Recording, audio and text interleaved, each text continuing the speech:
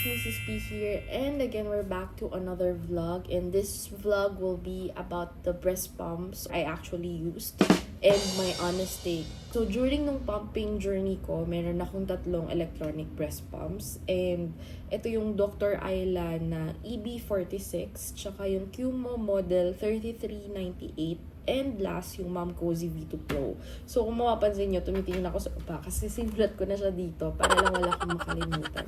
Kasi medyo foggy ang ating brain. So, i-rate ko siya, bibigyan ko siya ng honest rating. Sasabihin ko yung reasons why I like it and reasons or cons ng item na yon. So first, let's go to the Dr. Ayla. This is my first pump and super effective niya para sa akin. Ang dami kong output dito. Ito yon. Ito yung Dr. Ayla EB46. Tubeless siya. And ang maganda dito, I can use it while the other side is latching. So, comfortable din siya, tsaka napakadali niyang gamitin. Yung battery niya is medyo matagal-tagal din bago malobat. Ang cons niya lang is, pambahay ko lang talaga siya ginagamit. Kasi medyo maingay siya para sa akin. Ang maganda lang, syempre, multitasking. Pag multitasking or paggising sa umaga, pag ilalagay ko siya, okay lang habang naghuhugas or habang naglilinis. Pwede rin isa lang ang nakakabit, ganon. So, for me, it's okay naman. Pangbahay nga lang talaga. Ang another cons is, pag nilagay mo siya, ang laki niyang tignan. Halatang halata siya. Kita nyo naman yung size, guys. And, ang dami niya kasing parts na nililinis talaga. Pero ang dami kong output dito. Tsaka medyo strong din yung suction niya. And comfy din naman, hindi siya masakit. So, ayan. Ang dami kasing nililinis, ang daming kailangan hugasan. Kung masipag ka naman, why not? Pero syempre, kailangan magsipag maghugas. Ito yung first pump ko, by the way. Ayan, tinatanggal yan. Yan, hugasan yan. Hindi ko alam kung anong tawag sa mga parts na to, pero ito yung mga hinuhugasan. To. And syempre, yung mismong lagayan, tsaka ito.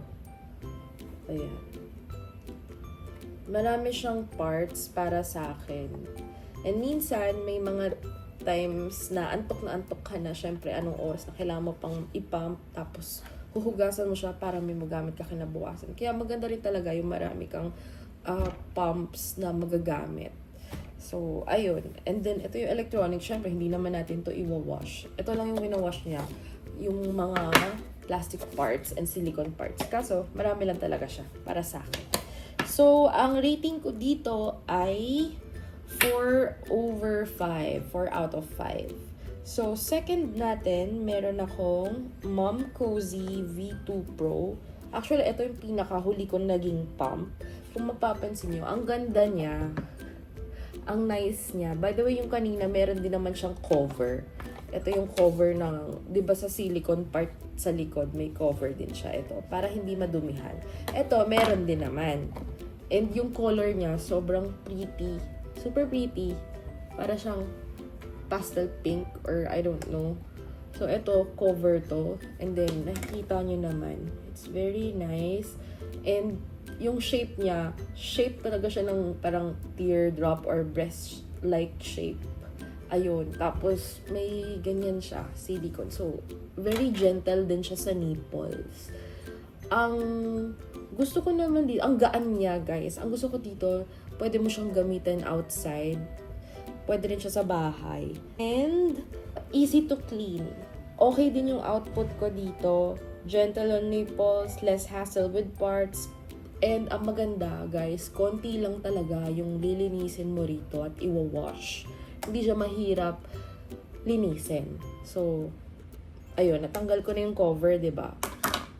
Ito lang siya. Meron siyang may part siya na tube. Ito kasi yung kasama niyang tube, yung nakalagay dito. Kaso, hindi naman to hinuhugasan. Ito lang ang mga hinuhugasan, guys. So, una, syempre,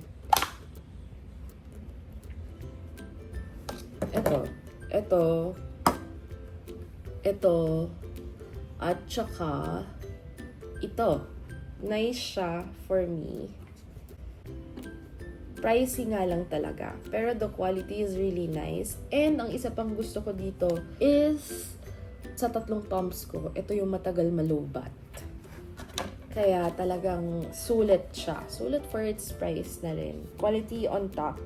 And ito yung kanyang machine. Yung pinagsasaksakan. Ang cons lang dito for me, kasi meron siyang tube. So, yung iba kasi ayaw ng tube. Syempre, parang istorbo yung ganon. Pero for me, hindi naman siya big deal. It's okay. It's nice. Ayan. Ito yung tube niya. Tapos, ito yung electronic. Pwede mo lang siyang i-clip or isasabit mo lang dito habang gumagawa ka ng house task or habang nasa office ka, pwede.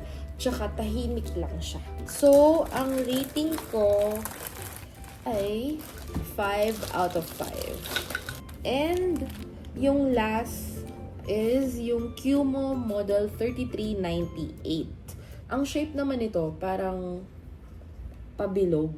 Bilog na, well actually bilog naman talaga siya. Bilog na maliit. Ito yung, nakita niyo yung Mom Cozy. Ito siya. So, may cover din siya sa silicone part. And, actually, konti lang din ang hinuhugasan dito or nililinis na parts. Ang output ko dito is okay din siya. Magaan din siya. Ang cons lang sa kanilang tatlo. Ito kasi, ito yung pinakamabilis malobat. Pero kung for quick pumping lang, it's workable naman. Actually, nakaka 3 times quick pump din ako the whole day bago siya malobat. Yung saglitang pump lang, ganun. So, kung nasa office ko, pwede mo lang dalhin to kasi hindi rin naman siya ganun kaingay. And ang hinuhugasan lang ay, ito may ganyan siya. At, itong silicone na to at saka ito. Yun lang ang hinuhugasan. So, rating ko naman dito is 3 out of 5. By the way, ito pala yung niya. Yung machine mismo. Or power. Ito, mas malaki siya. Ito yung sa V2. So, parang lang, mas malaki nga lang to. Tsaka mabigat. Ito kasi hindi. Sobrang handy-handy lang. Ito ang bigat. Pero okay na rin siya, syempre. For a budget pump, pwede na siya. Cute ng color niya. Cute din ang kanyang design. Nakikita niyo ba? Napaka-aesthetic. Malaki nga lang. Pero itong mismong pump, okay siya. Yun yung color niya. Hindi ko kasi masabi kung pink ba. Hindi kasi siya super pink eh. Yung Mom Cozy, pink. Ayan. Parang rose pink or ewan. Ito, lighter. Parang nude. So, ayun siya, guys. First choice ko, talaga, V2 Pro. Second choice, Dr. Ayla. Third choice, Cuomo. Well, lahat naman to nagamit ko. Hindi na ako gumagamit ng electric masyado. Kasi, na ako ngayon, direct feeding na. Saka, iba-iba naman tayo ng preference. So, pwede nyo rin naman i-share or comment down below kung may mga ma-share kayo sa experience nyo sa pumps na meron kayo para maka-help din sa ating other viewers who are planning to buy breast pumps or electric breast pumps. So, yun lang guys. I'll see you sa other vlogs pa natin, sa mga other reviews, and so on.